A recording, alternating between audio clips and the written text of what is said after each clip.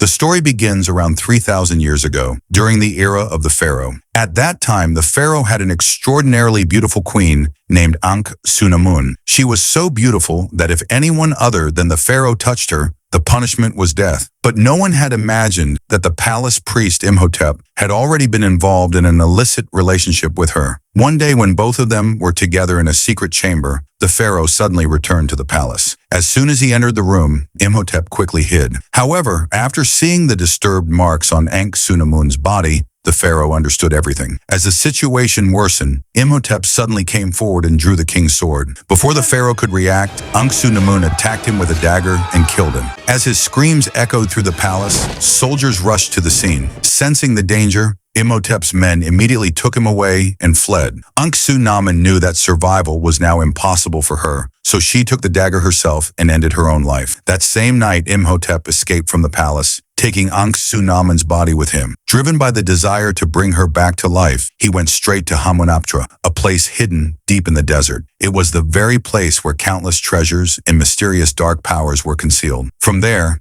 Imhotep took out a book of dark magic. As soon as he began chanting the spells written in it, a dark spirit slowly emerged from the water and started moving toward the body. But just as the ritual was about to be completed, the pharaoh's soldiers suddenly stormed in and destroyed everything, causing the incomplete spirit to retreat back into the water. All the priests were captured and sentenced to a horrifying punishment. However, the punishment decided for Imhotep was even more terrifying. First, his body was mummified while he was still alive. Then, several live flesh-eating insects were released onto him. Those creatures slowly devoured his flesh. He writhed in pain, but death did not come to him. Everyone thought it was his end, but in reality, it was just the beginning. Without wasting any time, the soldiers sealed Imhotep in a coffin in that very condition and buried him. As time passed, the year 1923 arrived. By now, Hamunaptra had become a terrifying legend for treasure hunters. Driven by greed, thousands of people went there. But once they entered, none ever returned alive, because dark forces within ensured that they remained there forever. Even then, some people were fearless. Among them were Evelyn and her brother Jonathan. Jonathan had somehow obtained the key to the Black Book, and inside it was a mysterious map that led directly to Hamunaptra. They immediately took the map to the head of the museum, but due to a small mistake, a major part of the map burned to ashes, and unfortunately, that part contained the exact location of Hamunaptra. Even so, they did not give up and went straight to a prison in Cairo. There they found O'Connell, because the map had originally come from him, and most importantly, he remembered the entire route. On the condition that the treasure would be split equally, O'Connell agreed to guide them, and a team was formed under his leadership. Soon after, they set out for Hamunaptra by ship. However, there was also an American team on the same ship,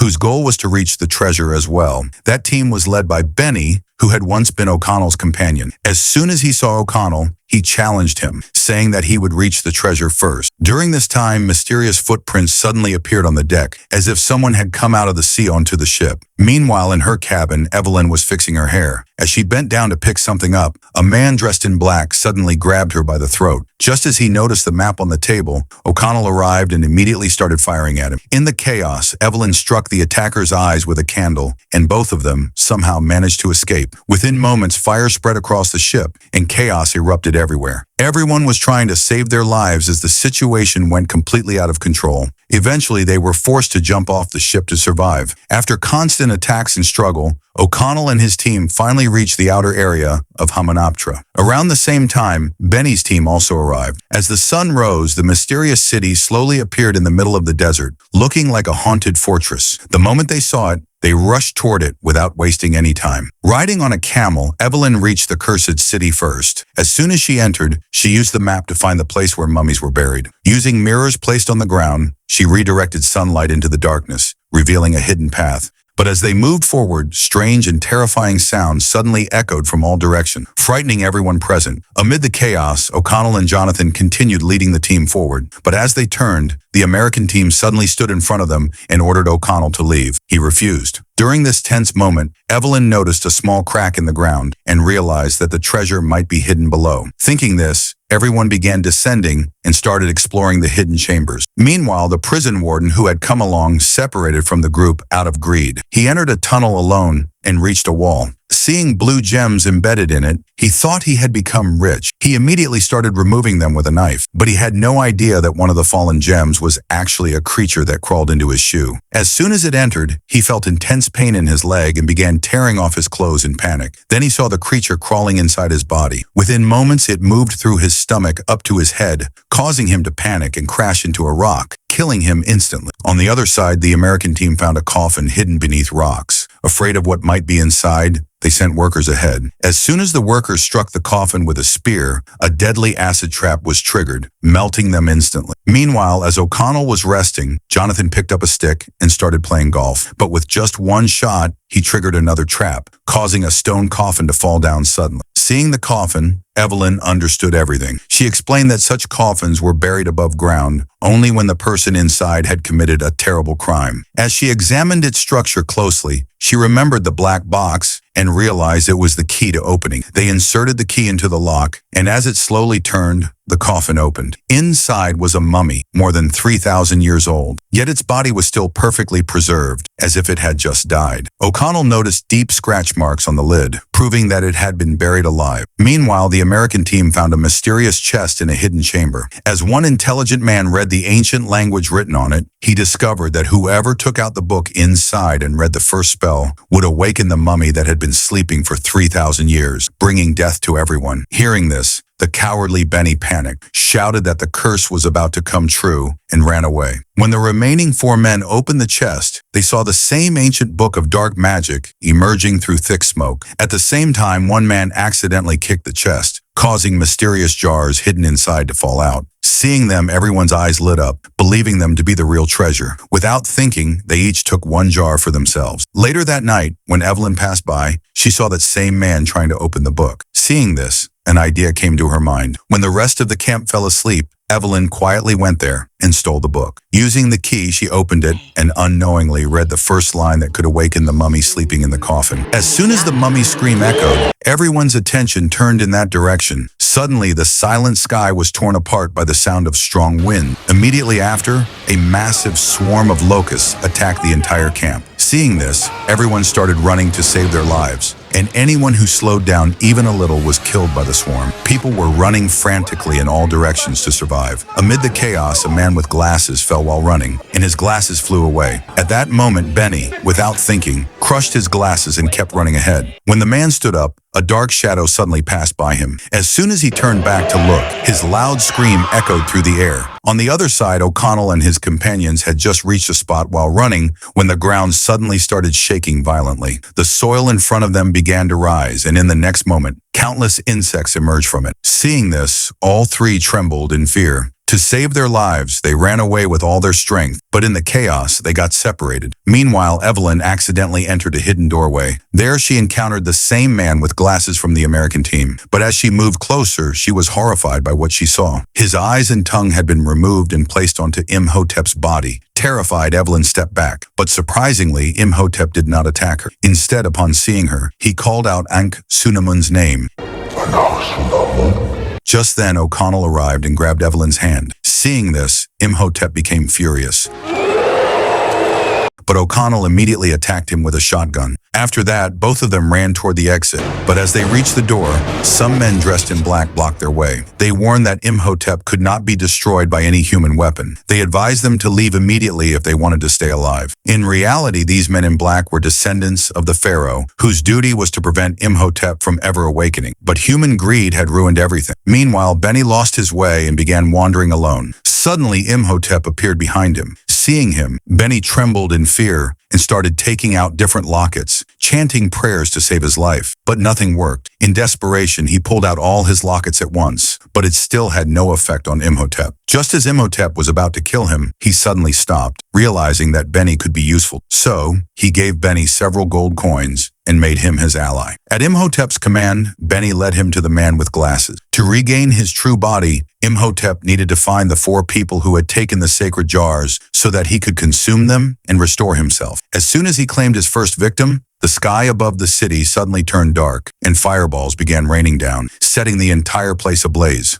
O'Connell quickly took Evelyn and climbed the stairs to reach the room of the man with glasses, only to find that he had already dried up into a mummy. Standing nearby, Imhotep was regaining his power. As soon as he fully awakened, his body became incredibly strong. O'Connell attacked with all his might, but none of his blows affected Imhotep. In response, Imhotep threw him away with a single motion, sending him crashing to the ground. Then Imhotep slowly moved toward Evelyn, as if he intended to kiss her. But at that exact moment, a cat suddenly appeared. The moment Imhotep saw it, his body turned into a whirlwind of sand, and he fled in fear, allowing Evelyn to narrowly escape. To find a way to stop Imhotep, O'Connell and his companions went to a museum. There they learned that Imhotep feared cats because, in ancient Egypt, cats were considered protectors, and their presence posed a great threat to him. However, a cat could only hold him back until he fully regained his power, and he would achieve that only after draining the life from those who had taken the sacred jars. After that, his only goal would be to bring Th3 back to life. For this purpose, he had already chosen Evelyn as a sacrifice. As Imhotep's power grew,